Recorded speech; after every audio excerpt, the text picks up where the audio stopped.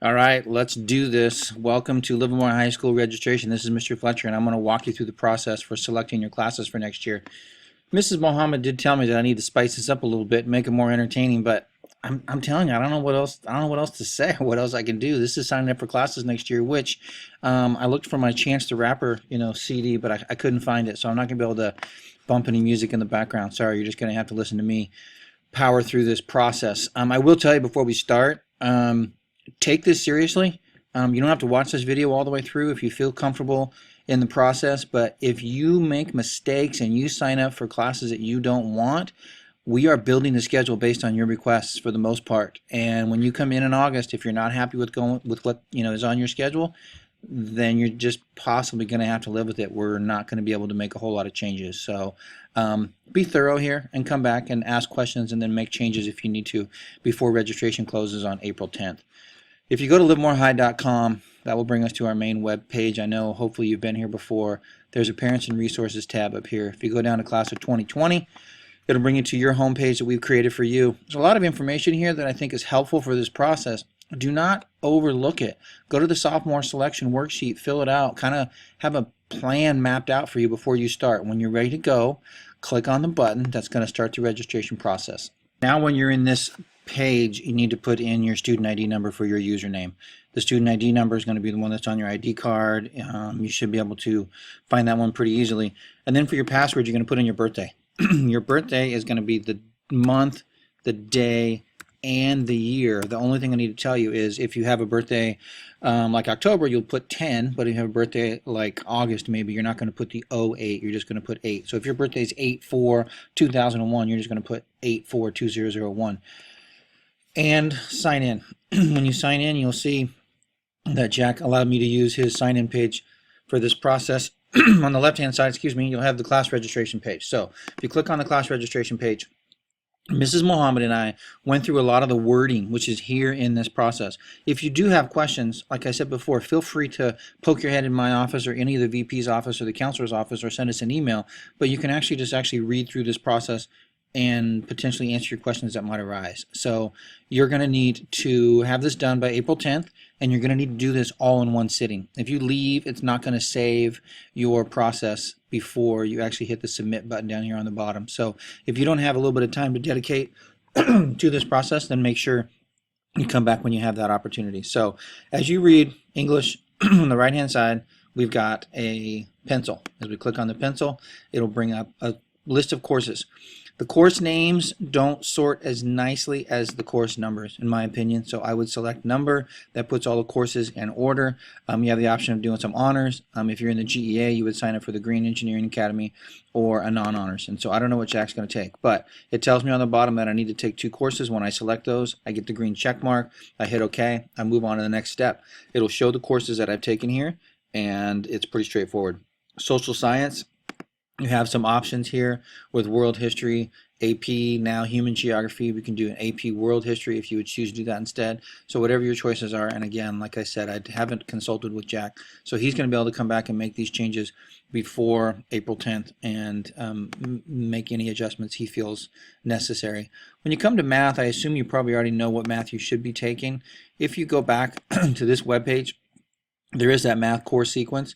Generally, this is more for the freshmen because they don't know what to take when they get here. But for you, that would be, the order, algebra, and then it would go to geometry, and then it would go to algebra 2 or advanced algebra, and you can make your selection accordingly. So I'm going to assume maybe Jack is taking algebra this year, which I don't know if that's true or not, but I select 3. I can select between 2 and 3. There are a few courses that are 2, but for the most part, we're going all 3 trimesters. Once I make that selection, I get the green check mark. I can move on. Move on to the science courses. Again, we check the pencil over here, and then we'll get a bunch of courses that we have options for. And there's several pages of science. And one thing I didn't mention during the math section is if you don't know what a particular course is, feel free to refer back to the course catalog. It's online. We also have some hard copies here in the office. And so it'll give you a little bit of an idea what the actual courses are and if that's going to be a good fit for you. It does have prerequisites listed, etc. So in this situation, for the sake of the video, I'm going to select bio. I'm going to go down to 10th grade PE. What it says right here is if you're planning on exempting PE, you still need to sign up for PE. We'll take care of that piece later, and then there's going to be an option for you to take maybe some intro to human performance. But on this PE page, all you've got the options for are 2A and 2B, and that's state mandated ed code, and so sign up for the 2A and 2B. We'll put that in your schedule, and then we'll adjust later if we need to. When it comes to electives for world languages, we're offering French, we're offering Latin, we're offering Spanish, and we're offering German. So as you scroll through here on the bottom, you'll have some choices, and you can choose those accordingly. I'm going to select Latin right here for Jack. If I were not going to take a foreign language, there's the option to choose no choices, and I do need to select that in order to get the green check mark. But we're putting Jack in Latin today, so we're going to go with that one. There are several elective departments. There's visual and performing arts, which you might imagine would be the drama, the singing, the band, etc. There's some CTE stuff, which would be a lot of woodshop, some of the culinary, some more hands-on types of things, and then there's some other electives down here for PE. So I'm going to go to my visual performing arts. I've already done my worksheet, so I know what it is that I want to take, and so I don't need to spend a bunch of time working on this. I'm taking science and I'm taking a foreign language, so I'm a little limited on the amount of electives I can fit in. I'm just going to take ceramics for now. I don't have any room right now for my CTE electives, so I'm going to go to the last page. I'm going to select no choice. You'll see that I got the green check mark there. I'm good to go. Now I'm in my physical education electives. This is where if I think I'm going to be performing at a high school sport, then I would be selecting one of these. And I know Jack does play basketball, so I'm going to potentially, and I don't think it's going to fit because I just don't think I'm going to have room in my schedule, but I'm going to try this and see how it goes. English electives, there's some choices there if you're interested in journalism. There's some ELD options for those of you that are in the ELD program. I'm not going to select either of those, so I still have to check no choices. Social science department has some really cool electives. Used to be in the social science department, so I know a lot of these. We've got the women in American history, the Korean, Vietnam, sports and society. The AP is always going to be an elective for this human geography course, which I would recommend taking any of those if you can fit them in your schedule. Not today for me though, so no choices. Moving on to other electives. Things that maybe are yearbook or things that you don't see inside of one of the other departments. There's still 3 pages. ROP are opened up a lot of courses to sophomores that haven't been open in the past, so if you're interested in ROP, you can certainly do that. For Jack, I'm taking no choices. I'm moving on to the next page. Now I'm going to count my classes. I got to have 15 total. At least 12 of those have got to be courses. There is a possibility that you could take 12. We don't really recommend it, but it certainly works. And so if I look all the way here from the top, 1, 2, 3, 4, 5, 6, 7, 8, 9, 10, 11, 12, 13, 14, 15, 16, 17. So I am going to be over by 3. And so as I come in here, I'm going to have to go back to my human performance. I'm going to drop that down. I'm going to take human performance while I'm playing basketball. So I'm just going to try and keep one of those during the winter. That's going to keep me at 15. As I select this right here, it's going to ask you how many did you count. 17 obviously wasn't an option. That's why I dropped it down to 15. That's a full load. If you only count 14, 13, or 12 classes on your above, then check the accordion box and move on. Plan your schedule right here. If I was somebody who only had taken 14 classes and wanted an open period because I play baseball, I would want that in the spring, then this is where I would check my priority. For Jack, in this situation, he's got 15 courses. He has no room for an open period, so then he selects the 15 courses and we just move on to the next level. Here's one thing I'll tell you that maybe you don't understand as a student.